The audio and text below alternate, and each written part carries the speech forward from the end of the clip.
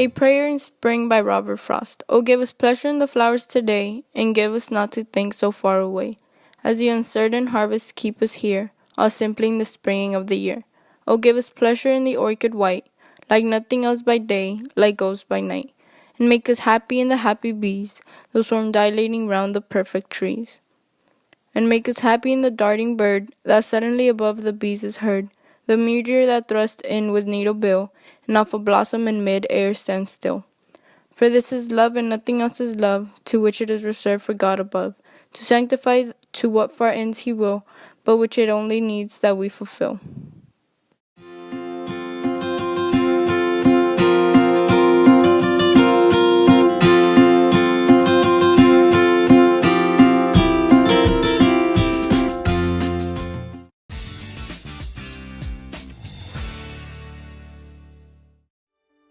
Robert Frost is one of the most widely read and beloved of American poets, as well as one of his greatest.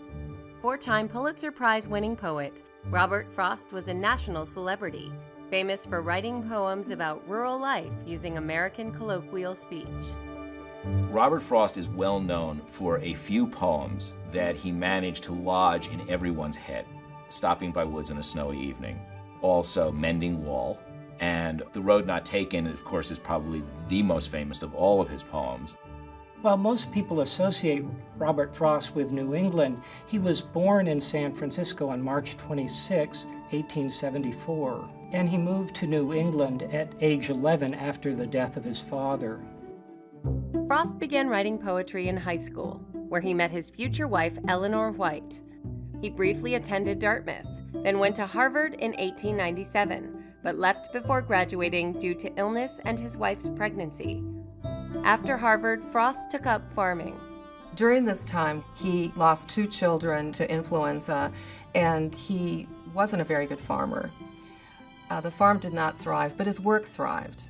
While Frost was able to get a few poems published, he was unable to get a book published. So in 1912, he sold his farm and took his family to live in England, hoping to find better luck with publishers. Within a few months of arriving in England, Frost found a publisher for his poems. The first book, A Boy's Will, was reviewed rather quickly by none other than Ezra Pound, who gave it a very favorable review.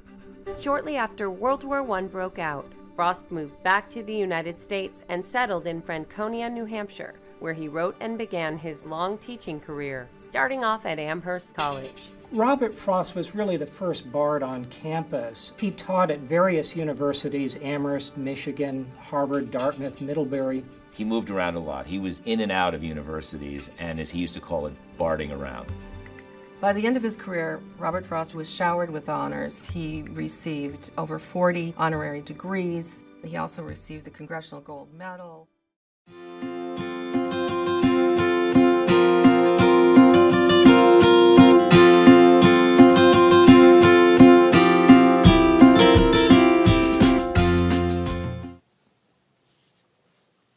In the poem A Prayer in Spring, Robert Frost develops the theme of people needing to appreciate the little things in the present and forgetting about the uncertain. He creates this theme throughout the use of anaphora, parallelism, and connotative diction in the form of prayer.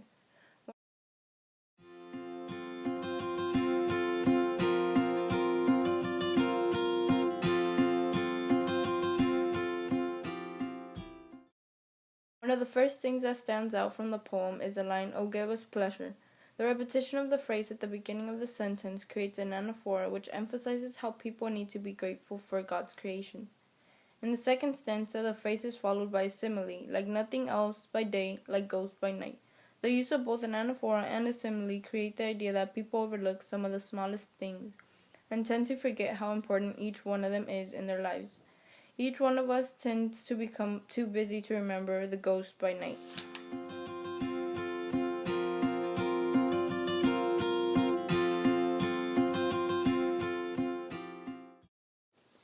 Another one of the devices Frost uses in the poem is parallelism. In the very last stanza, Frost wrote, "For this is love and nothing else is love." The use of parallelism towards the end really helps each idea in the poem come together as one. It gives the reader something to remember. The line helps emphasize Frost's point that anything God has ever created is a representation of love. The reason everyone should be grateful is because God created them for us.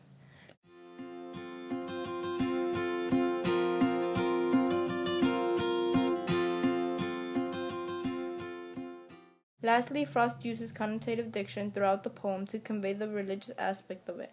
Frost uses the words blossom and springing to emphasize how spring is a time for rebirth. He also uses the word sanctify in the last stanza, which carries a connotation of being sacred or holy.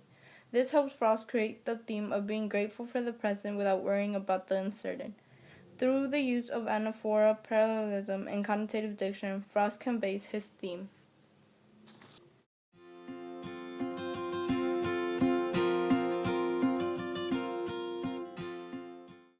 Frost conveys his theme of people needing to appreciate the little things in the present without worrying about the uncertain.